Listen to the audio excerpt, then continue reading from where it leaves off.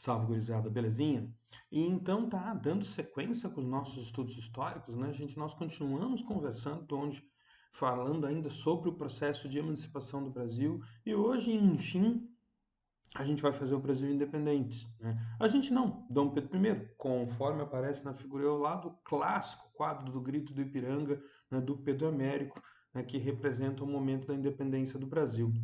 Será? A gente vai falar sobre isso também. A gente vai conversar sobre o quadro também. Recapitulando um pouco, gente, na última aula, quando eu estive conversando com vocês pela última vez, a gente estava falando sobre todas as incríveis mudanças que aconteceram no Brasil durante o período joanino, durante o período que Dom João VI esteve aqui no Brasil, né, primeiro como príncipe regente, depois como rei. A gente viu inúmeras mudanças na ordem econômica, a maior delas a abertura dos portos. A gente, o fim do status colonial do Brasil, o Brasil passando a poder vender diretamente seus produtos para outros países europeus. Na ordem política, a gente viu a transformação do Brasil em reino. O Brasil deixa de ser colônia, passa a ser reino unido a Portugal. Passam a ser dois reinos com o mesmo rei. Como até hoje, por exemplo, a Escócia e a Inglaterra fazem parte do chamado Reino Unido, né? Então, o Brasil perde o status colonial e ganha um status de reino, aí politicamente falando. Em termos administrativos, as mudanças são inúmeras, né, gente? Porque o Brasil passa a ser pensado a partir do Brasil, né? Então a gente vai ter desde uma questão mais objetiva de ampliação territorial, a gente vai ter a anexação da Guiana Francesa, que depois foi devolvida depois do Congresso de Viena, a anexação da Cisplatina, a gente vai ter a construção de toda uma estrutura daqui que não existia. Banco, jornal, universidade, fábrica, um monte de coisas que não existiam no Brasil e passam a existir a partir desse momento, e muitas vezes por determinação da família real aqui no Brasil. O status do que está acontecendo no Brasil, gente, é único.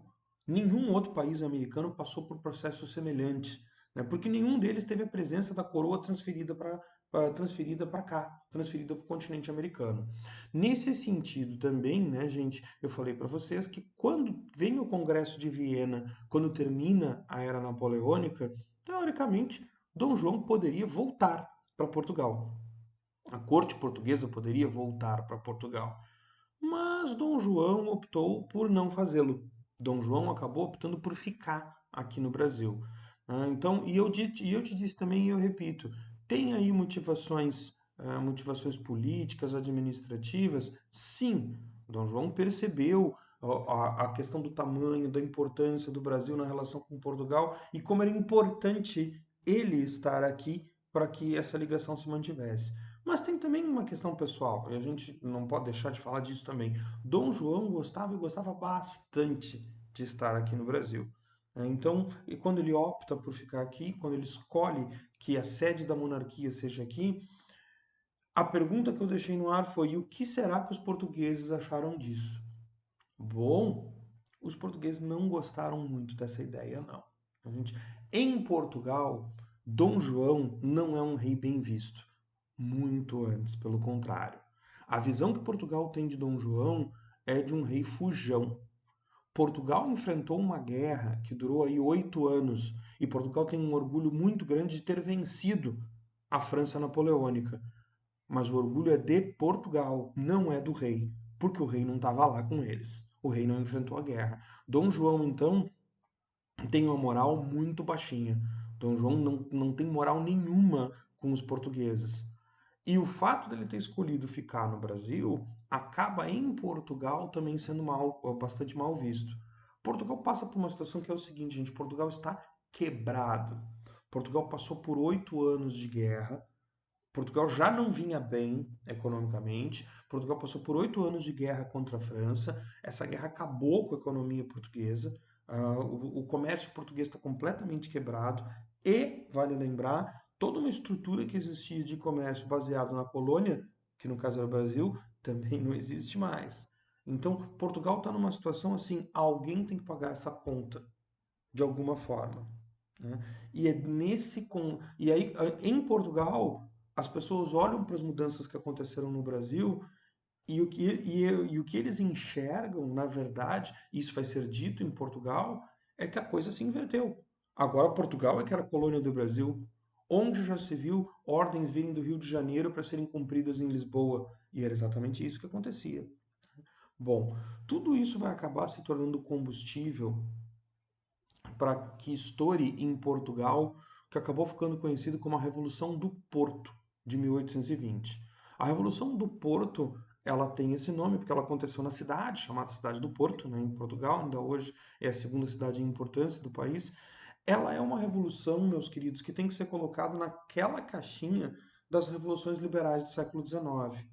Depois do Congresso de Viena, a gente viu vários movimentos liberais acontecendo na Europa. Essa é mais uma delas. É uma revolução contra o absolutismo. A Revolução do Porto, gente, ela é uma revolução que tem um forte caráter liberal. Ela é uma revolução que fala em constitucionalizar Portugal. Portugal ainda não tem constituição.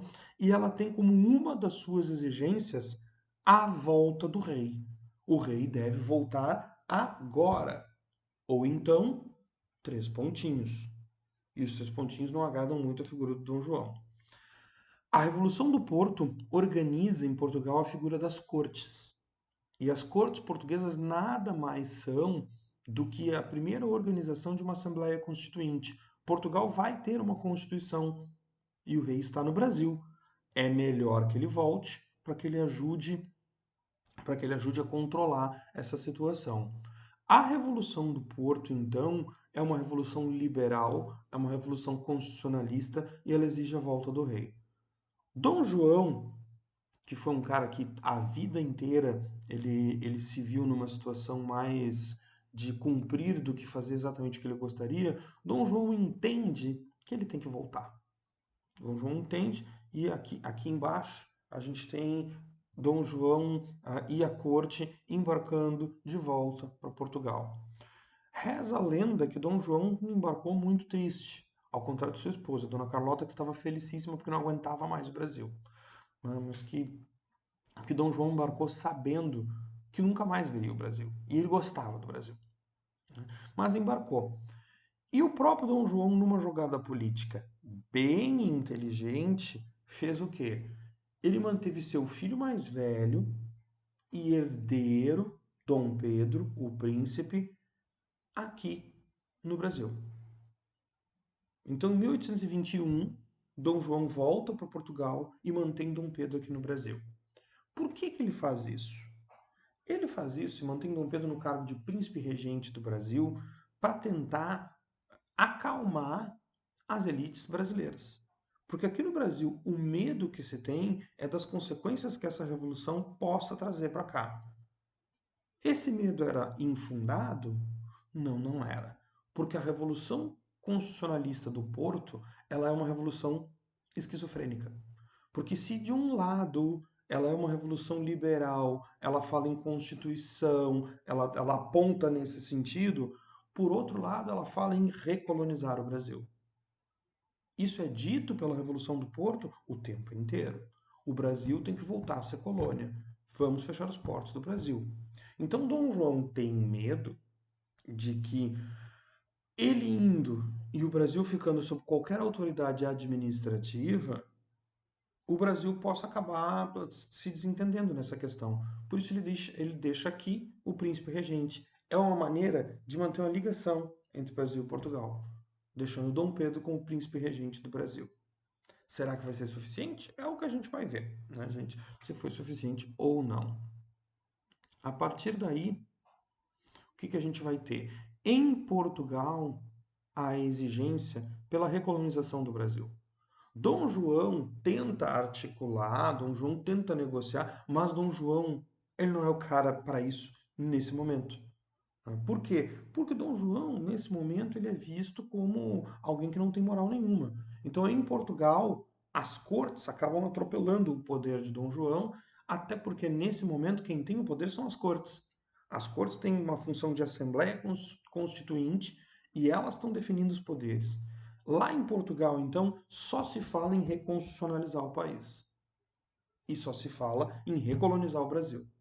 Aqui no Brasil, tudo que se fala é em manutenção da autonomia. O Brasil não pode perder o que conquistou. Os portos não podem ser fechados. O Brasil tem que se manter independente. Então aqui tem um conflito de interesses. Dom João e Dom Pedro, que são pai e filho, e que são grandes amigos, que se davam muito bem, Dom João e Dom Pedro vão tentando manobrar com essa situação. Até que em 1821, as cortes passam por cima de Dom João, mandam uma esquadra aqui para o Brasil com uma ordem: trazer Dom Pedro de volta. A ordem é simples: Dom Pedro, que já tem 22 anos, então em 1821 ele tem 22 anos, Dom Pedro tem que voltar para Portugal. Por quê? Ele tem que completar seus estudos. Se Dom Pedro pretende ser rei de Portugal, ele tem que estudar, e ele tem que estudar na Europa, não pode ser no Brasil. Ele tem que estudar, ele tem que voltar. Então percebam que tem uma ameaça muito velada aqui. Se Dom Pedro vai herdar a coroa de Portugal, ele tem que voltar. Então Dom Pedro fica numa situação de ter que fazer uma escolha. De um, se ele volta, ele garante a coroa portuguesa. Ele deixa as elites brasileiras insatisfeitas e a gente sabe que a situação estava já complicada nessa relação. Se ele fica, ele mantém essa estrutura ele mantém a estrutura de manter o Brasil sob controle, mas ele abala a sua situação com Portugal. Ele tem que escolher entre Brasil e Portugal.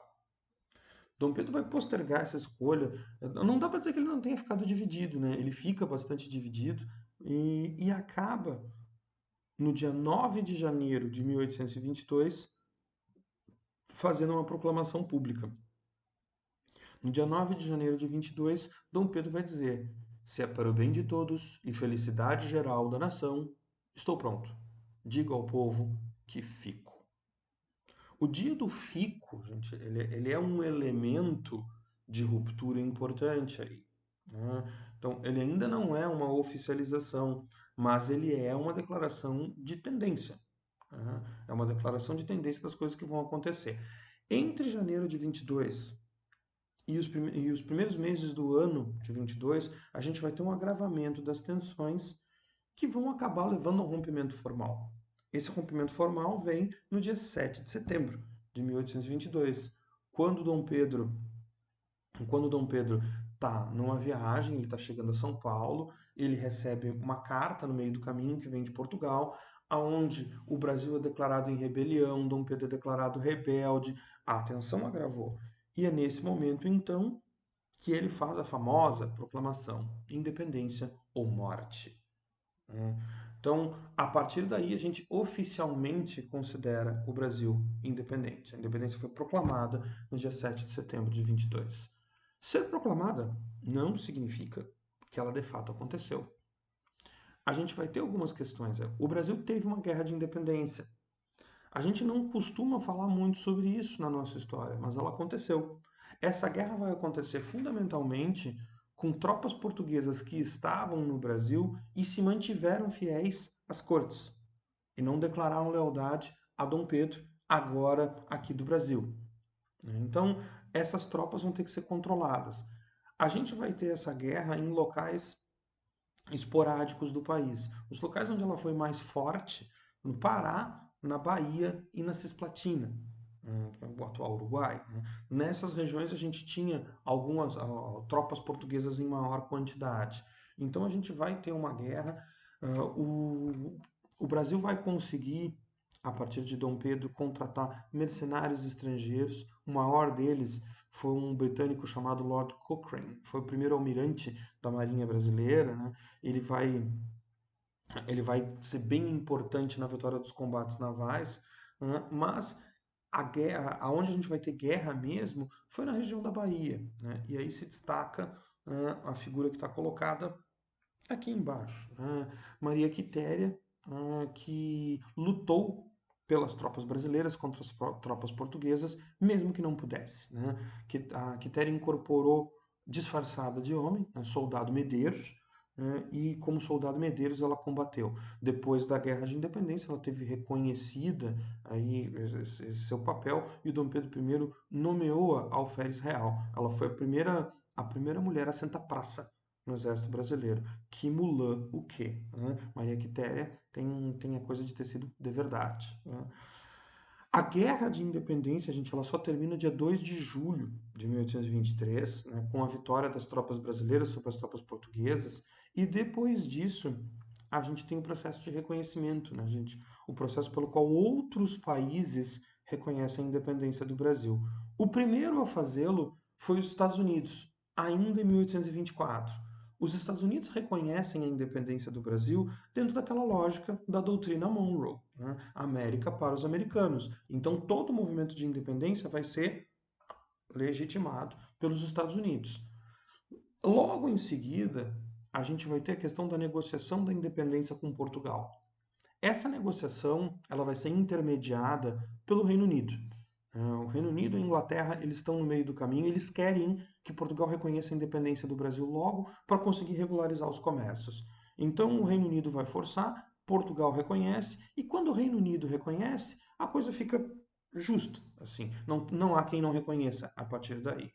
O Tratado do Rio de Janeiro, assinado entre Portugal e Brasil, ele reconhece a independência do Brasil e ele traz também uma série de compensações. O Brasil paga uma indenização, o Brasil tem uma série de coisas que o Brasil tem que conceder para Portugal para conseguir a sua independência. Muita gente pula a parte da guerra, vem direto para cá e diz que a independência do Brasil foi pacífica e negociada. Não é verdade. A independência do Brasil teve um processo de guerra que levou aí 8 meses, né? Um processo de guerra bastante longo, bastante complicado, né? E muita gente perdeu a vida pela independência do Brasil.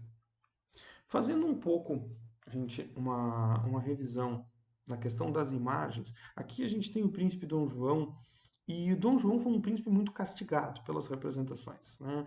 Então, vocês vejam que essa representação real típica que a gente está acostumado, mas vejam como o Dom João é retratado de uma maneira meio grotesca, né?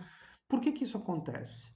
Isso acontece que em Portugal Dom João não tinha moral e acontece então também por causa da época, né? Dom João é soberano no século XIX, a época do absolutismo. Então essa é uma época complicada para ser rei. Todo mundo xinga o rei, né? Percebam também que Dom João nunca usa a coroa na cabeça. Ele nunca aparece com a coroa colocada na sua cabeça.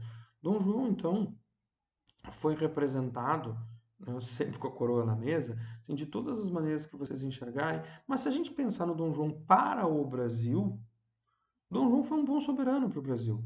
E se a gente pensar nele em termos de Portugal, Dom João foi o soberano europeu que conseguiu não perder a coroa para o Napoleão, não é mesmo? Né? Enfim. Então, Dom João, e aqui a gente tem sua esposa, Dona Carlota Joaquina, né, com quem ele tinha uma relação bem complicada. Dom João e Dona Carlota foram muito injustiçados. A Carlota Joaquina, muitas vezes, ela é representada como uma louca, ela é representada como uma mulher mandona, quando na verdade ela era uma mulher instruída e ela era uma mulher que participava da política. Mas no século XIX, uma mulher querer ter algum grau de autonomia só podia ser doida, mas não é mesmo? Então a Carlota Joaquina ela acaba tendo essa representação, né, muito em função do fato dela ter os seus próprios interesses, a sua própria agenda política. Falando ainda sobre as representações, né, gente? Esse é o famoso quadro do Pedro Américo, a independência, aliás, o Grito de Ipiranga, Independência ou Morte, né, em que a gente tem aí a ideia de dar uma energia para um momento que foi muito mais pitoresco do que isso. O grande detalhe desse quadro, né, gente, ele está aqui nesse canto. Esse carreteiro, né, ele representa o povo brasileiro, olhando meio espantado, meio sem entender o que está acontecendo. Né? Que foi essa participação brasileira, do povo brasileiro no processo. Certo, meus queridos? O Brasil está independente, então. Beijo nas crianças, não esquece de curtir, né, gente? Não esquece de me dar o likezinho ali embaixo. Muito obrigado e até a próxima!